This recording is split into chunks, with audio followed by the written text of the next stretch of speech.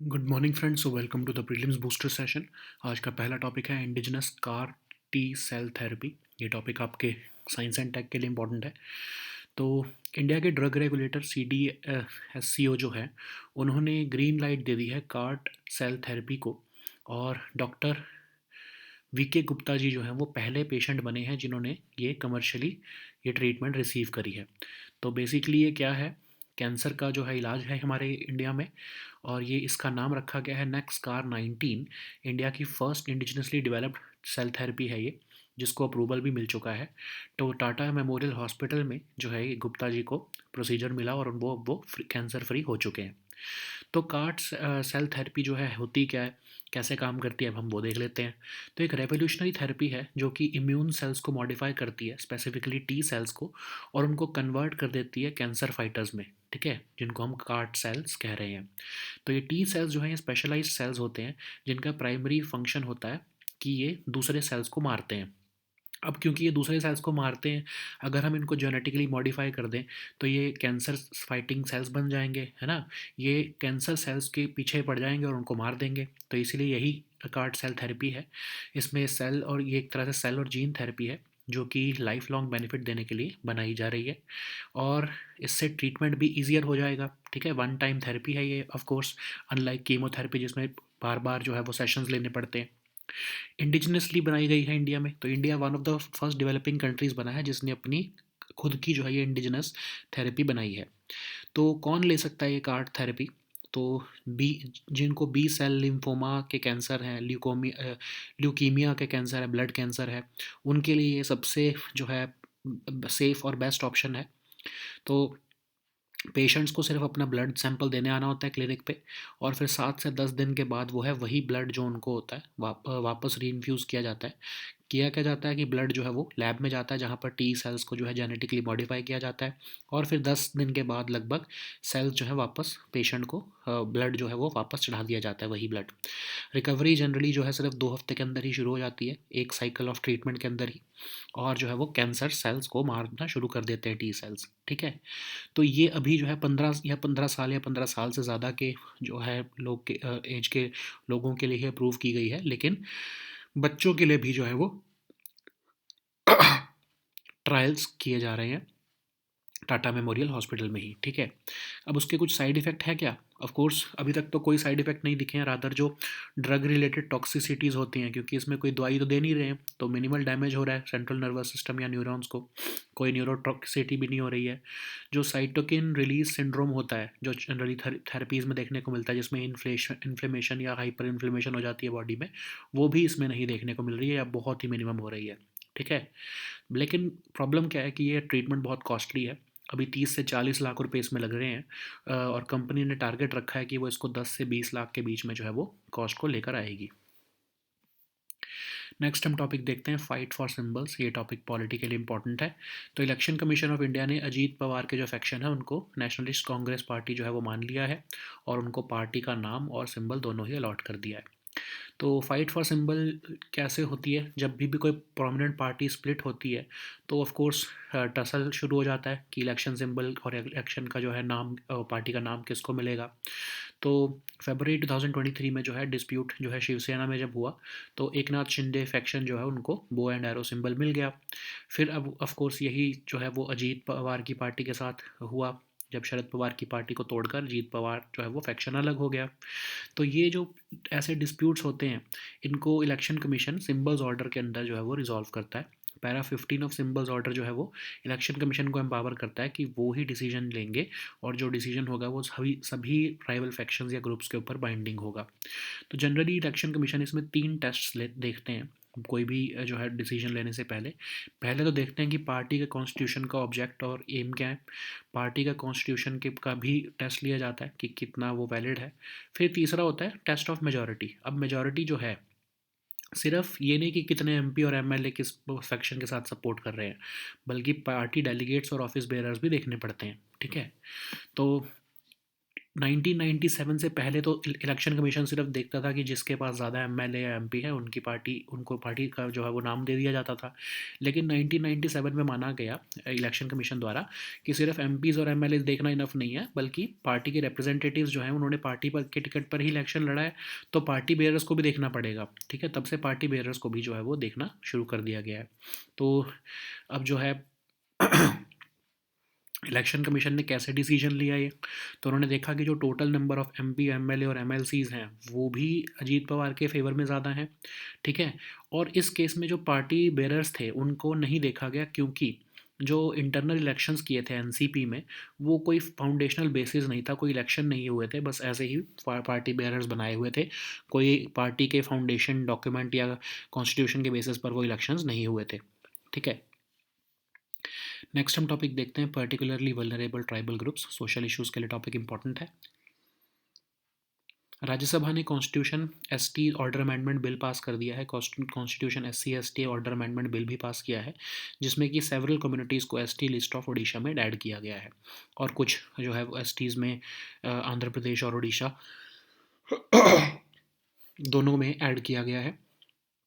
तो कुछ जो है अगर हम देखें तो 7 पर्टिकुलरली वल्नरेबल ट्राइबल ग्रुप्स भी हैं, 4 उड़ीसा में, 3 आंध्र प्रदेश में, जिनको जो है वो कम्युनिटीज़ को ऐड किया गया है एसटी लिस्ट में। तो जो है 2 एंट्रीज़ तमाड़िया और तमूदिया, ये शेड्यूल कास्ट लिस्ट से इनको चेंज करके शेड्यूल ट्राइब लिस्ट में डाला गया है उड़ीसा में। तो एनीवेज हम देखते हैं पीबीटीजीज़ क्या होती हैं। तो इंडिया में पीबीटीजीज़ 75 हैं करंटली, और ये कैसे करेक्टराइज़ किया जाता है, प्री एग्रीकल्चर लेवल टेक्नोलॉजी पर वो जी रहे हैं, स्टेगनेंट या डिक्लाइनिंग पॉपुलेशन है उनकी, एक्सट्रीमली लो लिटरेसी रेट है, सबसिस्टेंस लेवल ऑफ इकोनॉमी पर वो जी रहे हैं। ठीक है, 1961 के धेबर कमीशन की जो है फाइंडिंग्स के बेसिस पर जो है रिकॉग्नाइज़ किया जाता है। और उड़ीसा में सबसे लार्जेस्ट पॉपुलेशन है पीवीटीजीज़ की, 8.66 लाख। ठीक है, टोटल पीवीटीजी पॉपुलेशन जो है वो मोर देन 40 लाख है जो है हमारे इंडिया में, और लार्जेस्ट ऑफ कोर्स उड़ीसा में है, और जो उड़ीसा की सौरा कम्युनिटी है वो सबसे ज़्यादा लार्जेस्ट पॉपुलेशन है उनकी पीवीटीजीज़ में इंडिया में। ठीक है, तो रिसेंटली गवर्नमेंट ने भी PM PVTG development mission announce किया, और फिर जो सबसे इम्पोर्टेंट अभी जो न्यूज़ में भी है, प्रधानमंत्री जनजातीय आदिवासी न्याय महाअभियान पीएम जनमान स्कीम, जो कि कई मिनिस्ट्रीज़ की को मिलाकर जो है स्कीम बनाई गई है 11 क्रिटिकल इंटरवेंशंस करने के लिए। 9 मिनिस्ट्रीज़ इसमें इन्वॉल्व हैं। ठीक है, नेक्स्ट हम टॉपिक देखते हैं विद्यांजलि स्कॉलरशिप स्कीम। ये टॉपिक सोशल इश्यूज़ गवर्नेंस दोनों के लिए इंपॉर्टेंट है। यूनियन मिनिस्टर ऑफ एजुकेशन जो है उन्होंने एक विद्यांजलि स्कॉलरशिप स्कीम लॉन्च की है एडसिल के साथ मिलकर। तो पहले तो हम देखते हैं विद्यांजलि स्कॉलरशिप प्रोग्राम है क्या। ये एक हाई क्वालिटी लर्निंग सिस्टम देने का प्रोग्राम है, जो बच्चे सेकेंडरी से हायर एजुकेशन की तरफ मूव कर रहे हैं, और उनको फाइनेंशियल सपोर्ट दिया जाएगा। इनिशियली तो ये सिर्फ नवोदय विद्यालय स्टूडेंट्स जिनके पास पैसा नहीं है उनको सपोर्ट करने के लिए होगा, और गवर्नमेंट इसमें फंडिंग नहीं दे रही है ऑफ कोर्स, बल्कि एनजीओज़, प्राइवेट सोर्सेज जो हैं सीएसआर ग्रांट के थ्रू, इंटरनेशनल और नेशनल डोनर्स और इन्वेस्टर्स जो हैं वो इसमें पैसा डालेंगे। इसके लिए एक फिनटेक प्लेटफॉर्म भी क्रिएट किया गया है, जिसमें स्पॉन्सरशिप जो है वो दी जाएगी, और वो डायरेक्ट बेनिफिट ट्रांसफ़र के थ्रू जो है स्टूडेंट्स को डायरेक्टली दे दी जाएगी। इनिशियल फेज़ में क्लास 11 और 12 के स्टूडेंट जो हैं नवोदय विद्यालय के, वो एलिजिबल होंगे इसके बेनिफिट्स के लिए। बाद में धीरे धीरे इसको और आगे बढ़ा दिया जाएगा। तो एडसिल क्या है, एडसिल जो है अकेली पब्लिक सेक्टर अंडरटेकिंग है मिनिस्ट्री ऑफ एजुकेशन के अंडर, और इसको मेनी रत्न ऑर्गेनाइजेशन का स्टेटस भी मिला हुआ है। तो ये कंसल्टेंसी और टेक्निकल सर्विसेज जो है वो देती है डिफरेंट एरियाज़ ऑफ एजुकेशन में इंडिया में। ओके, नेक्स्ट हम टॉपिक देखते हैं समर्थ सेंटर्स। ये टॉपिक आपके गवर्नेंस के लिए और इकोनॉमी दोनों के लिए इंपॉर्टेंट है। तो minister of state for heavy industries ने लोकसभा को समर्थ सेंटर्स के बारे में बताया है। तो समर्थ क्या है, smart advanced manufacturing and rapid transformation hub centres, जो कि scheme for enhancement of competitiveness in the Indian capital goods sector के अंदर बनाए गए हैं। तो ये एमएसएमईज़ को असिस्ट कर रहे हैं, ऑफ कोर्स असिस्टेंस भी दे रहे हैं, ताकि वो अपनी वर्क फोर्स को जो है इंडस्ट्री 4.0 टेक्नोलॉजीज़ के लिए ट्रेन कर सकें, अवेयर कर सकें। ठीक है, तो enhancement of competitiveness in the Indian capital goods sector scheme क्या है, मिनिस्ट्री ऑफ हैवी इंडस्ट्रीज़ की स्कीम है। टेक्नोलॉजिकल ऑब्सोलेंस को जो है एड्रेस करना, क्वालिटी इंडस्ट्रियल इंफ्रास्ट्रक्चर और कॉमन फैसिलिटीज़ बना कर देना। ठीक है, तो स्किल गैप्स को और इंफ्रास्ट्रक्चर डेवलपमेंट और टेक्नोलॉजी को जो है एड्रेस करने के लिए ये स्कीम लाई गई है। नेक्स्ट हम टॉपिक देखते हैं वैक्सीन सेफ्टी नेट। ये टॉपिक आपके सोशल इश्यूज़ के लिए इम्पॉर्टेंट है। तो द हेल्दी इंडियन प्रोजेक्ट, जो कि एक हेल्थ इन्फॉर्मेशन प्लेटफॉर्म है इंडिया का, उसको वर्ल्ड हेल्थ ऑर्गेनाइजेशन के वैक्सीन सेफ्टी नेट प्लेटफॉर्म के अंदर जो है वो इंक्लूड किया गया है। तो वैक्सीन सेफ्टी नेट जो है वो ग्लोबल नेटवर्क ऑफ वेबसाइट्स हैं जो कि WHO ने बनाई हैं, जो कि वैक्सीन सेफ्टी के ऊपर रिलायबल इन्फॉर्मेशन देती हैं। तो ये diverse group of digital information resources हैं जो कि क्रेडिबिलिटी, कंटेंट, एक्सेसिबिलिटी और डिज़ाइन के ऊपर फोकस रखते हैं। तो बेसिकली 110 वेबसाइट्स हैं 45 कंट्रीज़ की, जो वैक्सीन सेफ्टी से रिलेटेड इन्फॉर्मेशन 43 लैंग्वेजेस में प्रोवाइड करती हैं वर्ल्ड वाइड। तो ये एक तरह से global advisory committee on vaccine safety के ही जो है वो पार्ट है, जो कि WHO ने 1999 में बनाया था। नेक्स्ट हम टॉपिक देखते हैं, India's first hypervelocity expansion tunnel. ये टॉपिक आपके सिक्योरिटी के लिए भी इंपॉर्टेंट है, साइंस एंड टेक के लिए भी इंपॉर्टेंट है। तो IIT कानपुर ने जो है वो सक्सेसफुली टेस्ट किया है इंडिया का first hypervelocity expansion tunnel facility, test facility recently. तो इसका नाम रखा गया है जिगा ठंडा, और ये 24 मीटर लॉन्ग फैसिलिटी है जो कि IIT कानपुर में ही लोकेटेड है। और इसको फंडिंग और सपोर्ट मिला है department of science and technology और IIT कानपुर से। ये फ्लाइट स्पीड्स 3 से लेकर 10 किलोमीटर पर सेकंड तक की जनरेट करने के लिए केपेबल है। हाइपरसोनिक कंडीशंस को जो है सिमुलेट कर रहा है ऑफ कोर्स। तो ये हमारे इसरो के लिए, DRDO के लिए बहुत ही क्रिटिकल एसेट बन जाएगा, क्योंकि इसरो और DRDO जैसे गगनयान मिशन हो गया, रीयूजेबल लॉन्च व्हीकल्स हो गए, या even DRDO hypersonic cruise missiles बना रहा है, उनके लिए जो है ये बहुत हेल्पफुल रहेगा। नेक्स्ट हम टॉपिक देखते हैं एटमॉस्फेरिक रिवर। ये टॉपिक एनवायरनमेंट के लिए इंपॉर्टेंट है। तो सदर्न कैलिफोर्निया में रिसेंटली भी मैसिव रेनफॉल हुई है because of this atmospheric river phenomena. तो एटमॉस्फेरिक रिवर क्या होता है? एक जब भी एटमॉस्फेरिक रिवर बेसिकली एक प्लूम ऑफ मॉइस्चर और वाटर वेपर है, जो कि ट्रॉपिक्स से मूव होता हुआ जो है बहुत सारा मॉइस्चर उठाकर जो है वो हैवी रेन या स्नो के फॉर्म में ईस्टर्न साइड के में जो है strong mid latitude storms create करके जो है वो डंप करता है। तो ऑन एन एवरेज अर्थ में एक टाइम पर 4 से 5 एक्टिव एटमॉस्फेरिक रिवर्स चल रहे होते हैं, जिनमें इतना पानी होता है, इतना जो है फ्लूइड या लिक्विड वाटर होता है, जितना अमेजॉन रिवर के माउथ से निकल रहा होता है। ठीक है। तो ये एटमॉस्फेरिक रिवर जब ये लैंड पर पहुंचते हैं तो हैवी स्नो और रेन करते हैं। तो कितनी देर ये जो है जनरली एटमॉस्फेरिक रिवर्स जो है इनकी रेन लास्ट करती है? तो जनरली ये 20 घंटे तक एक एरिया पर रह सकते हैं कोस्ट लाइन के पास। और ये एटमॉस्फेरिक रिवर जो है ओशंस पर तो 5 दिन तक रह सकते हैं। तो एल नीनो ने इस बार एटमॉस्फेरिक रिवर्स को बहुत अफेक्ट किया है। तो आपको पता ही है कि एल नीनो फिनोमेना में क्या होता है कि जो साउथ अमेरिका और जो ये कैलिफोर्निया वाला रीजन है, यहाँ पर एक्सेसिव रेनफॉल होती है।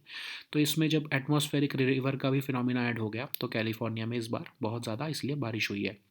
तो 7 to 10 atmospheric reverse generally landfall करती हैं कैलिफोर्निया में, लेकिन इस बार एल नीनो जो है उसकी वजह से और ज़्यादा रेनफॉल हुई है। तो कैसे अफेक्ट करता है ये एटमॉस्फेरिक रिवर स्टॉर्म्स? ज़्यादा रेन होती है, बहुत फ्रीक्वेंट और बहुत इंटेंस रेनफॉल होती है। 90% ऑफ कैलिफोर्निया के फ्लड डैमेज जो है एटमॉस्फेरिक रिवर से ही हुआ है। और लेस स्नो होती है, क्योंकि जो है टेम्परेचर्स वार्म रहते हैं, तो उसकी वजह से स्नो कम होती है, रिवर जो है बारिश ज़्यादा होती है। Okay, so now let us see all these topics in English. So the first topic is indigenous CAR cell therapy. This topic is important for your social issues and your science and tech section. So months after India's drug regulator has given the green light for CAR cell therapy, Dr. VK Gupta has become the first patient to receive the treatment. So next CAR 19 is India's first indigenously developed CAR cell therapy. In November 2023, CDSO had granted market authorization for next CAR 19 to Immuno Act, which is a company incubated by IIT Bombay. So doctors at Tata Memorial Hospital reported that the patient is now free of cancer cells, and he has become the first commercial patient to reach this status. So CAR cell therapy is a revolutionary therapy which has modified immune cells, specifically which modifies immune cells, specifically T cells, and turn them into potent cancer fighters known as CAR cells. So T cells are basically specialized cells in our body, the white blood cells, which basically find and fight illness and infection in our body, whose primary function is cytotoxic, meaning that they can kill other cells. So under CAR cell therapy, we genetically modify them into cancer fighting cells, and these supercharged cells then put back into the body, and they go after cancer cells, especially in blood cancers like leukemia and lymphomas. So this cell and gene therapy is designed to cure and provide lifelong benefit instead of uh, repeated interventions which are required in chemotherapy. So it makes the treatment very easy, and it is just a one time therapy, and it elicits lifelong response in cancer patients. Okay, so what is next scar 19? So it is an indigenously developed gene therapy in India by Immuno Act company, which is a company incubated at IIT Bombay. India is now one of the first developing countries to have this indigenous CAR cell therapy and gene therapy platform. So who can get this therapy? So generally patients who have not responded to standard treatments like chemotherapy, or whose cancer generally relapse and reoccurs, they are eligible to get this therapy. So B cell lymphoma type cancer, and patients who are suffering from lymphocytes, they are eligible to get this therapy. Okay, so patients only need to give a blood sample at a clinic. Then they have to come back in 7 to 10 days for reinfusion of that blood. So while this blood goes to lab, these T cells are genetically modified, and in a week to 10 days these cells return to the clinic for patient for reinfusion, and the recovery typically occurs within 2 weeks after one cycle of the treatment. So currently, patients above the age of 15 years are eligible for this therapy, and the pediatric trial is currently underway at Tata Memorial Hospital in collaboration with IIT Bombay. Okay, so is there any side effect of this therapy? No, of course, no major side effect has been reported as of now. The drug related toxicities are significantly lower here, because, of course, it is not using any drugs, and it causes minimal damage to neurons and central nervous system also. So this therapy also results in minimal cytokine release syndrome also, which is basically inflammation or hyperinflammation of the body due to that death of a significant number of tumor cells. So how much does this cost? So it basically costs at about 30 to 40 lakh rupees, but the company is saying that the aim is to bring down the cost to 10 to 20 lakh rupees as the treatment would uh, uh, as the treatment or a technology matures. So the next topic is, so fight for symbols. This topic is important for your polity section. So Election Commission of India has ruled that Ajit Pawar's faction is the Nationalist Congress Party, and it has allowed it to use the party name and symbol. So what is the status of fight for what is the status of symbols when the party splits? So when a prominent party splits, a tussle occurs for its election symbol, and this symbol is considered as the embodiment of the identity of the party. So like for example, in February 2023, when Shiv Sena split, the bow and arrow party symbol was allocated to Eknath Shinde faction.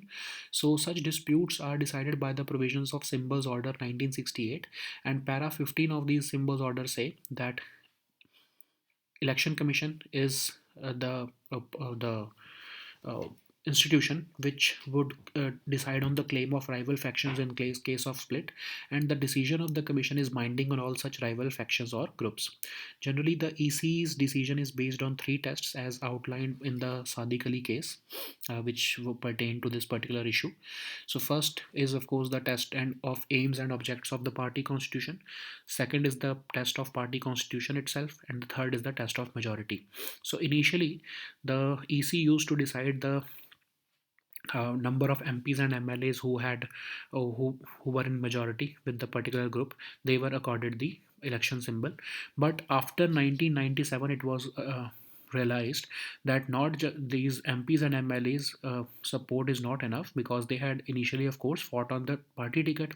So that's why it is important that party delegates and office bearers should also be taken into account. So the new rule was formed. So in this case of Ajit Pawar, EC had relied on the test of majority in the party's legislative wing, which found that MPs, MLAs, and MLCs of NCP were majorly supporting Ajit Pawar faction.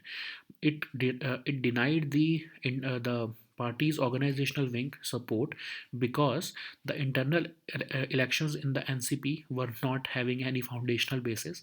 They were not fought.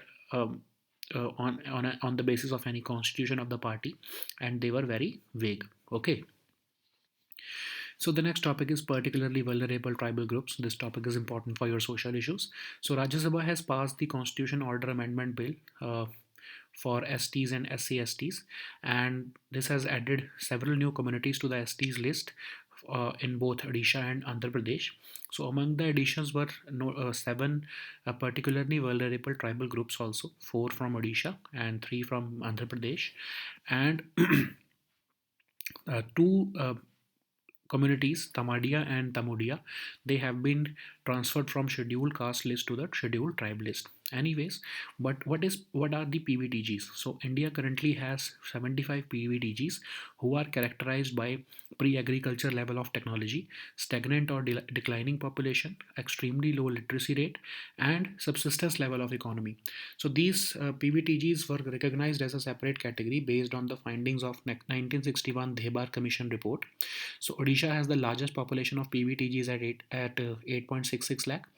The total PVTG population is more than 40 lakhs in India, and Odisha's Sora community is the largest PVTG in India. Okay, so Union Budget of 2023 and 2024 specifically announced the PM PVTG development mission, but the most important scheme for them is the PM Janman scheme, which was recently announced in November 2023, under which 11 critical interventions are being made through 9 ministries. So the next topic is Vidyanjali Scholarship Scheme. This topic is important for your governance and your social issues.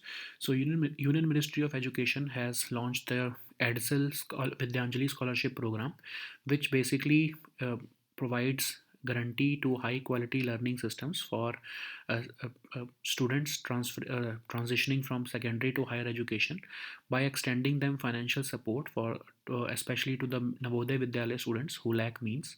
So Vidyanjali program would not be basically based upon government support, but it instead wants to garner assistance and funding from NGOs and private sources like the SCR grants, national and international donors, and impact investors.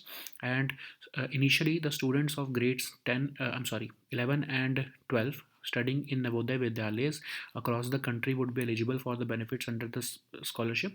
And for that, a fintech platform has also been created under Vidyanjali, and the sponsorship would be dispersed to these students through this platform as direct benefit transfer. So what is EDSL? EDSL is the only public sector undertaking under the Ministry of Education. It is categorized as a mini Ratna organization. It offers consultancy and technical services in different areas of education. Okay. So the next topic is Samarth centers. This topic is important for your governance section. So minister and your economy section also. So Minister of State for Heavy Industries has informed the Lok Sabha about Samarth centers. So these are smart advanced manufacturing and rapid transformation hub centers which have been set up under the scheme for enhancement of competitiveness in the Indian capital goods sector. These centers are providing assistance to MSMEs so that they can train the workforce and make them aware of Industry 4.0 technologies. So, what is enhancement of competitiveness in the Indian capital goods sector scheme? It has been launched by Ministry of Heavy Industries to address technological obsolescence and limited access to quality industrial infrastructure and common facilities. The aim is to address the skill gaps and infrastructure development and technology needs in the capital goods sector. Okay. So the next topic is vaccine safety net. This topic is important for your social issues and your international relations. So the Healthy Indian Project, which is a health information platform in India, has been included as a member of the WHO's vaccine safety net. What is vaccine safety net? It is a global network of websites established by WHO, which provides reliable information on vaccine safety. So this is a network of diverse group of digital information resources, and it is part of the Global Advisory Committee on Vaccine Safety, which was established by WHO in 1999. So uh, this vaccine safety websites provide credibility, content, accessibility, and design in the form of digital resources with respect to vaccine safety. And there are 110 websites from 45 countries who are providing this information in 43 languages. So the next topic is India's first hypervelocity expansion tunnel. This topic is important for your science and tech and your security section. So IIT Kanpur has successfully established and tested India's first hypervelocity expansion tunnel test facility recently, which is a or which has been nicknamed Jigar Thanda or S2. So it's a 24-meter facility located at IIT Kanpur, and it has been developed using the funding and support from the Aeronautical Research and Development Board, which is part of the Department of Science and Technology, and IIT Kanpur. So it is capable of generating flight speeds between 3 to 10 km per second, simulating the hypersonic conditions. So it will be a critical asset for both ISRO and DRDO, and it will be serve as a testing ground for the missions of ISRO and DRDO. For example, the Gaganyaan mission, the reusable launch vehicles, and even the hypersonic cruise missiles that DRDO is making. So the next topic is atmospheric river. This topic is important for your environment section. So Southern California has been inundated with massive rainfall because of this atmospheric river phenomena. So what is atmospheric river? It is a plume of moisture or water vapor which moves from tropics, and it is dumped over a region as heavy rain or snow.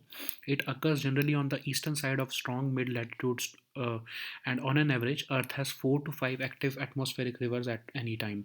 So when this atmospheric river reaches land, it releases moisture, it produces heavy snow and rain. So how long do these rivers, atmospheric rivers, last? So they generally last 20 hours over an area along the coastline, and a single atmospheric river can also move around in the ocean for up to 5 days. So did El Nino make an impact? So generally, we know that in El Nino conditions, there is excessive rainfall in the Southern America and California coast, or the eastern part of the Pacific Ocean. So, on an average, 7 to 10 atmospheric rivers make landfall in California. But this year, was being an El Nino year, there was higher level of moisture, and these atmospheric rivers across the west coast of US became more frequent. So, what does these storms do? So they of course bring more rainfall. These rainfall become more frequent and more intense, and because temperatures were warm, there was less snow but more rainfall. Okay, so these were our topics for today. We'll meet next time with new topics. Until then, goodbye and take care.